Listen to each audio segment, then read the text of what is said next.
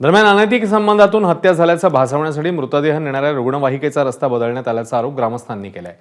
तर मृतदेह घेऊन रुग्णवाहिका नेमकी कुठे जाणार होती आणि ती कोणत्या दिशेने गेली, आढावा घेतलाय गोविंद शेळकेंनी। बघूया। संतोष देशमुख यांचं अपहरण झाल्यानंतर केज शहराजवळ असलेल्या याच चिंचोली रस्त्यावर इथून पुढे 7 किलोमीटर अंतरावरती त्यांचा मृतदेह सापडला होता।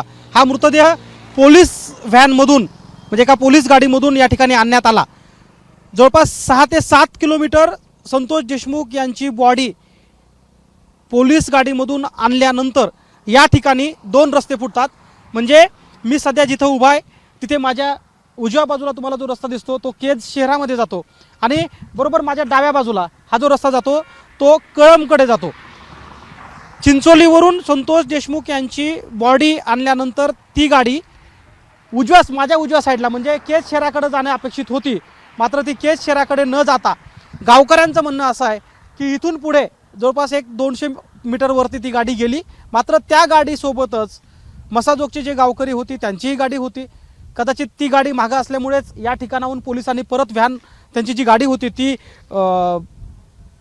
परत केजच्या दिशेने घेतली आणि 200-250 मीटरवरनं परत ही गाडी जी निघाली ती परत संतोष देशमुख यांची बॉडी घेऊन केजच्या उपजिल्हा रुग्णालयामध्ये नेण्यात आलं। हीच ती जागा आहे ज्या ठिकाणावरून गावकऱ्यांचा आरोप आहे की ज्या पोलिसांनी संतोष देशमुख यांची बॉडी गाडीमधून आणली होती ती कळंबच्या दिशेने का नेली आणि कळंबला नेऊन नेमकं काय करायचं होतं असे प्रश्नसुद्धा आता उपस्थित होत आहेत।